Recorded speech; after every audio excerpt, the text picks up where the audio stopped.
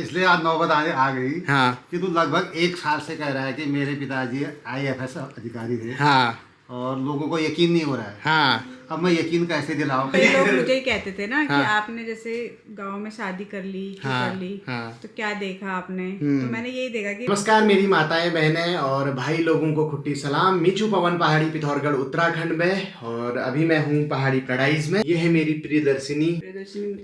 प्रियदर्शिनी मतलब जिसके दर्शन अति प्रिय होते हैं वो प्रियदर्शनी है। और इंदिरा गांधी का निकनेम भी था शायद प्रियदर्शनी। बचपन का नाम प्रियदर्शनी था मेरे ख्याल से। हाँ, जहाँ तक मैंने कहीं पढ़ा तो था। आज पहाड़ी पैराडाइज में बनना पोहा। तो बहुत से लोग कमेंट कर रहे थे कि रंजना भाभी पोहा कैसे बनाती है, एक बार हमें भी रेसिपी शेयर करो। पांडे जी सब्जी काट देते, मैं बना देती हूँ। लेकिन वो काटते क्या क्या है, आप मिलाते क्या क्या हो, वो आपको आज बताना है पूरा डिटेल में। कि बहुत से लोग ना कमेंट में होना चाहिए कि पोहा तो हम भी बनाते हैं, एक बार रंजना भाभी की स्टाइल में बनाना चाहते हैं। क्योंकि वास्तव में मेरी घरवाली पोहा बहुत अच्छा बनाती है गाइस। मम्मी को पोहा बिल्कुल पसंद नहीं था, पापा को नहीं था, लेकिन वो भी अब हर तीसरे दिन पोहा बनाने की डिमांड रखते हैं। तो इट मीन्स कुछ तो अच्छा कर ही रही होगी मेरी पत्नी। तो ये सबसे पहले हमने थोड़ा सा पोहा धो के भिगा के सुखाने को रख दिया है। इसमें हम डाल देंगे थोड़ा सा नमक। ओके, ये गया नमक। नमक आपको इच्छा अनुसार डालना है।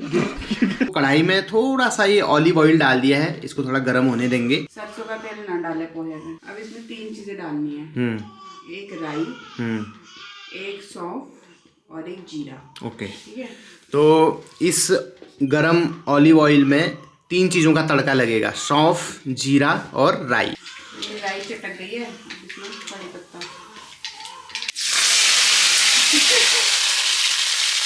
अब ये बाद डालो हम सौंफ।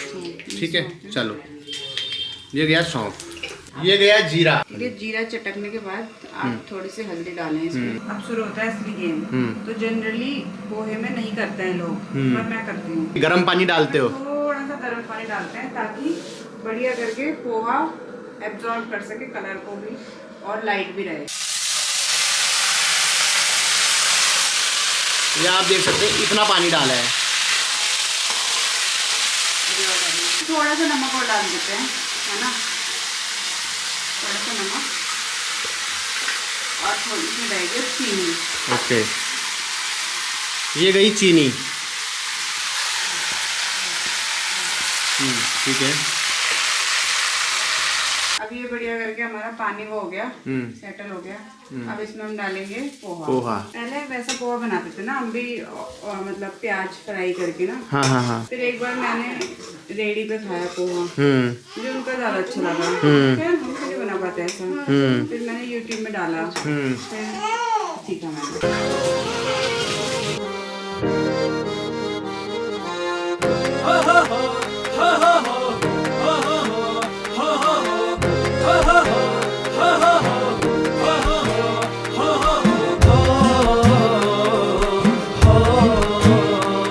जब इसमें प्याज टमाटर मिर्च अच्छे से मिल जाए तो लास्ट में फाइनल टच देंगे नींबू निचोड़ के।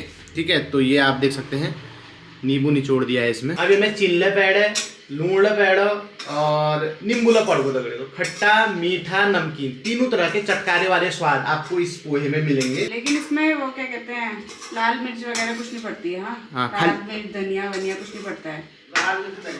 नहीं, जैसे आपका प्रोटोकॉल होता है ऐसे इसका भी प्रोटोकॉल होता है। कोई भी चीज ना ज्यादा ना कम, ठीक मात्रा में। हमारा प्रोटोकॉल तो जब था तब था, अब तो हमको प्रोटोकॉल में रहना पड़ता है।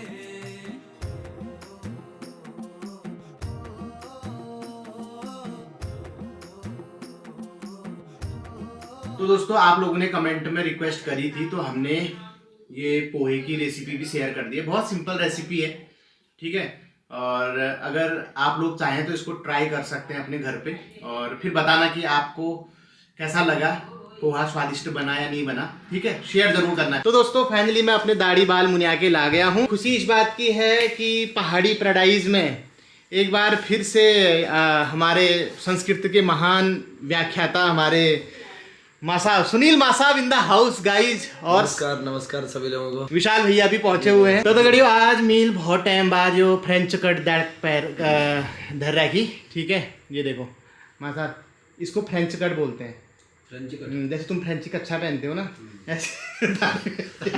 तू तो आज रख रहा है इस चीज को। हाँ, मैंने तो सन 88 से रखना शुरू किया था ये। जब पोलैंड में पोस्टिंग हुई थी। हाँ, अच्छा, उस टाइम पे 88 में लगा लो ना। शुरू में गए थे ना। हाँ। तो वहाँ लोगों को देखा उन्होंने, क्योंकि अंग्रेज लोग ज्यादा रखते हैं ना इस टाइप की। फिर जाके मैंने रखना शुरू किया था। वहाँ अंग्रेज लोग नहीं रखते। ऐसी दाढ़ी किसी की नहीं होती थी। इन्होंने रखा तब अंग्रेजों ने। एक मेरी रहती थी वहाँ दाढ़ी। तो दोस्तों अभी मुझे अपडेट मिली है कि माँ साहब हमारे लिए रसमलाई लेके आए हैं और इसी वजह से हमने भी उनके लिए 2 सब्जियां बना दी हैं गाइस, वरना कल तक एक ही बन रही थी। आज हमने डिनर में आलू मटर टमाटर की रसेदार सब्जी और एक लौकी की लटपट सब्जी, रायता है और रोटी है। ठीक है, रसमलाई में इतना होता गड़ी। अगर आप लोग भी पहाड़ी पैराडाइज में आके सोने की थाली में खाना चाहते हैं तो रसमलाई लेके आएँ। ठीक है, सोन पापड़ी अगर लाए होते तो शायद खाना भी नहीं मिलता। और सोने की थाली में आलू की सब्जी यदि खाना चाहते हो तो। हाँ, तो रसमलाई दोस्तों आधा किलो ही लाए हैं तो इसलिए आलू मटर की सब्जी बना रखी है। अगर ज़्यादा लाते तो पनीर भी हो सकता था, मशरूम भी हो सकता था। दादा पनीर तो लग रहा है अगले जन्म में ही खाने को मिलेगा पहाड़ी पैराडाइज में। और खाने का औचक निरीक्षण करते हुए ख्वाजा मेरे ख्वाजा, हाँ। ये आप देख सकते हैं। एक बार बोलो, क्या बोला आपने? मैं कह रहा हूँ एक टाइम अधिकारी थे, आज दरबारी लग रहे हैं। कोई बात नहीं, देखो अब ये गुरु है, गुरु भगवान समान होता है ना? तो इसीलिए तो ये पहनी है। हाँ इनकी सेवा के लिए। सेवा के लिए, सही बात। तो दोस्तों आज एक बहुत ही बड़ा दिन है। आज पहाड़ी पैराडाइज में एक धमाका होने वाला है। जैसे मोदी जी राष्ट्र के नाम संबोधन करते हैं, वैसे ही आज पापा भी पहाड़ी पैराडाइज से आप लोगों के नाम संबोधन करने वाले हैं। पूरी कैबिनेट यहाँ पे बैठी हुई है। पहाड़ी बाखली से भी 2 प्रतिनिधि यहाँ पे पहुंचे हैं जो हमारा नया वाला मकान कब्जा के बैठे हैं। तो सबसे पहले तो पापा, क्या प्रॉब्लम थी आज आपको ऐसे टेबल पे क्यों आना पड़ा? क्योंकि 4-5 साल से मैं ब्लॉग बना रहा हूँ, आज तक ऐसी नौमत नहीं आई कि सब्सक्राइबर के नाम, राष्ट्र के नाम संबोधन हो। आज ये क्या नौमत आ पड़ी, पहले ये बताओ हमारे दर्शक। ये ऐसा इसलिए आज नौबत आ गई। हाँ। कि तू लगभग 1 साल से कह रहा है कि मेरे पिताजी IAFS अधिकारी थे। हाँ। और लोगों को यकीन नहीं हो रहा है। हाँ। अब मैं यकीन कैसे दिलाऊं? तो मैं अब ऐसा है, जिन देशों में रहा हूँ, हाँ। वहाँ की करेंसी मैं आपको दिखा सकता हूँ। क्या बात सबूत है? के तौर पर। क्या बात है? कई लोगों के उसमें कमेंट आते हैं कि पवनदा आप अपने पापा का मजाक मत उड़ाया करो, ठीक है, और क्या कहते हैं आप खाली हमको बेवकूफ़ बना रहे हो, कहाँ हैं, ठीक है। तो मैं आपको बता देता हूँ, मेरे पापा अपने बैच के IFS भारतीय विदेश सेवा में क्लास 1 ऑफिसर थे। जितनी अभी माँ साहब की तनख्वाह नहीं है उससे ज़्यादा पापा की पेंशन आती है, ठीक है। इसी वजह से माँ साहब किराया भी नहीं दे रहे हैं यार क्या बात। ठीक है। तो लेकिन क्या बता, उम्मीदें जगी है, ठीक है। अब तो और भी नोट देख लिए। तो आज पापा जितनी देशों में इनकी पोस्टिंग रही, जितने दूतावास में ये रहे, उनके बारे में बताएंगे और उसकी करेंसी दिखाएंगे प्रूफ के तौर उनके बारे में तो इतनी लंबा बता नहीं सकता वीडियो में। हाँ। लेकिन वहाँ की करेंसी के बारे में बता सकता। ठीक हो गया। तो सबसे पहले पोस्टिंग आपकी कहाँ हुई? सबसे पहले मेरी पोस्टिंग ये हुई नाइजीरिया में। ये वहाँ का नोट है। तो ये नाइजीरिया का बुड्ढा है गाइज, ये आप देख सकते, जैसे हमारे देश में गांधी जी का होता है वैसे ये वहाँ का गांधी है। और आप देख सकते हैं सेंट्रल बैंक ऑफ नाइजीरिया इस नोट में लिखा हुआ है। 1000 रुपये का ये नोट है गाइज। तो पहली पोस्टिंग पापा को नाइजीरिया में मिली थी। तो कैसा एक्सपीरियंस रहा आपका पापा वहाँ पे? वैसे तो भूल गया हूँ, काफी समय हो गया घर आए हुए। पापा ये फर्स्ट और लास्ट बार बता रहे हैं, बार बार स्पष्टीकरण नहीं देंगे। बार-बार वो कमेंट कर रहे हैं, कमेंट कर रहे हैं बार-बार। उनको यकीन नहीं हो रहा है। कई लोग अधिकारी इनको किनारे ले आके पूछ रहे हैं, वो भी नहीं करेंगे। हाँ, तो आज लास्ट बार पापा जवाब दे रहे हैं। हाँ। जी, बार-बार कमेंट ऐसा नमक ना करें। हाँ। और व्यक्तिगत तौर पर पूछे ना किस में थे? किसमें थे। ठीक है, अब बताओ। हाँ। दूसरा ये दूसरा देश फिर गया कनाडा। ये वहाँ की ओ भाई, कनाडा में भी थी पोस्टिंग कनाडा में आपकी? पोस्टिंग। ये तो मेरे को भी नहीं पता यार, मम्मी तो का पता ही है। उस टाइम तो छोटे थे। अच्छा, छोटे था। उस टाइम मकान नहीं थे। अच्छा। ब्याह पहले सब विदेश में जाता है, अभी स्वदेश लौटी हो सब बहुत। ब्याह बाद। अच्छा। महीना बैग विदेश में क्या करना था, घर है भी करो।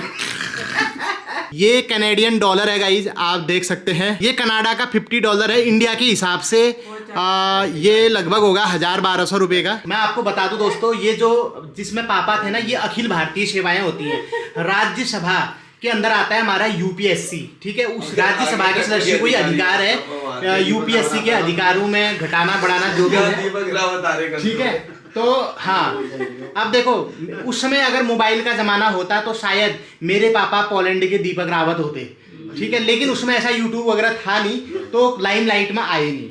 तो ये अखिल भारतीय सेवाएं होती हैं, जो आईएएस होते हैं वो डीएम एसडीएम बनते हैं, जो आईपीएस होते हैं वो एसपी एसएसपी वगैरह बनते हैं, और जो आईएफएस होते हैं वो राजदूतावास, जो एम्बेसडर होते हैं ना फॉरेन कंट्रीज में, भारत की कंट्री में, अलग कंट्री में, तो वहाँ होते हैं। ये तीसरा देश है, थाईलैंड की करेंसी है। थाईलैंड की करेंसी है। पापा की थाईलैंड में पोस्टिंग नहीं हुई थी, जैसा कि मैं आपको जानकारी के लिए बता दूं, पापा वहाँ मसाज कराने गए थे। मैंने आपको बोला था ना कि मेरे पापा बहुत रंगीले किस्म के इंसान थे, वो इंडिया से पोलैंड से थाईलैंड चले जाते थे मसाज करवाने के लिए, सिर्फ मसाज करवाने के लिए, ठीक है। लैटिन के लिए अमेरिका जाता था। ये फिर उन्होंने भी दिया हुआ लैटिन करके आओ, ये अमेरिका की करेंसी है। ओ भाई, पापा यूएसडी, ये तो मैंने सपने में भी नहीं सोचा था, क्योंकि मेरे पापा इतने माइंडेड थे, इतने कुशाग्र दिमाग के व्यक्ति थे। अमेरिका जानना चाहता था कि इनके डीएनए में ऐसा क्या है जो इन्होंने पहले अटेम्प्ट में ही आईएफएस निकाल दिया और इतने संघर्ष में निकाल दिया। इसलिए उन्होंने इनकी पॉटी की जांच करनी चाहिए कि पॉटी में ऐसे कौन से कीटाणु हैं, क्या खा रहे हैं ये, इस वजह से। तो क्या निकला उसमें, परीक्षण में क्या निकला? परीक्षण अभी जांच जारी है। अब जो लास्ट में जो आपकी कंट्री थी जहाँ से आप रिटायर हुए, ये है पोलैंड, हाँ, जहाँ से मैं रिटायर हुआ। वो दोस्तों इन्होंने वहाँ कांड कर दिया, इसलिए खिड़ची देके घर भेज दिया था 2 इनको। रुपया है। हाँ, इंडिया में इसकी क्या कीमत है आप कमेंट करके बताओ। 250-300 रुपए तो होगी, यूरो है ये, ठीक है। तो और पापा के पास 5 यूरो हैं। अभी और है। ओ भाई, अभी तो ऐसे छोटे मोटे कितने हैं मेरे पास घर में। कितने तो मंदिरों में चढ़ा दिए होंगे।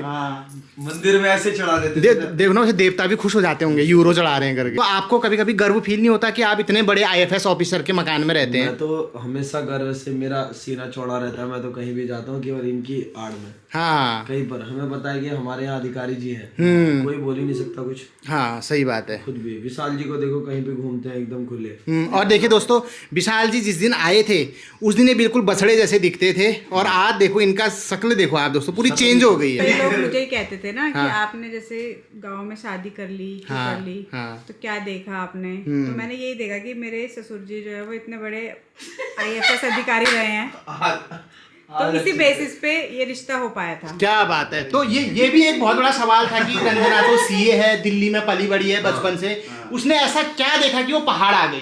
तो उन्होंने बरजी को नहीं देखा, उन्होंने ससुर जी को देखा गई, क्योंकि आईएफएस ऑफिसर थे। पापा आप क्या कहना चाहेंगे बहू के बारे में? बहू के बारे में क्या करा, पूरा यकीन में बदल दिया उसने अब सब। सही बात है, सब कहने की जरूरत ही नहीं है। अब सबको यकीन हो जाएगा, क्योंकि उनकी बात को सब मानते हैं। आशा करता हूँ दोस्तों अब आपको यकीन हो गया होगा कि मैं बॉजू आईएफएस ऑफिसर छिया या नहीं छी, ठीक है ना। हाथ कंगन को आरसी क्या, पढ़े लिखे को फारसी क्या। मेरे पापा भारतीय विदेश सेवा में एक क्लास 1 ऑफिसर थे। बाकी अगर आपके और भी कुछ डाउट्स होंगे कमेंट बॉक्स में बताना, और अगर आप मेरे पापा से करियर संबंधी एडवाइस लेना चाहते हैं, अगर आपके बच्चे प्रशासनिक सेवाओं में जाना चाहते हैं, तो आप कमेंट करना, आपका कोई भी सवाल हो पापा से, और पापा उसका रिप्लाई करेंगे और एक अलग से वीडियो बनाएंगे।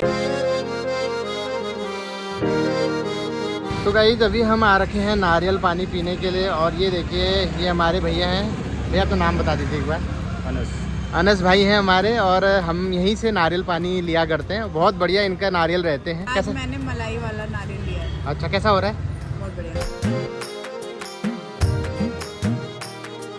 बानी लगी चितुरे परुली, बानी लगी चितुरे, बानी लगी चितुरे परुली, बानी लगी चितुरे।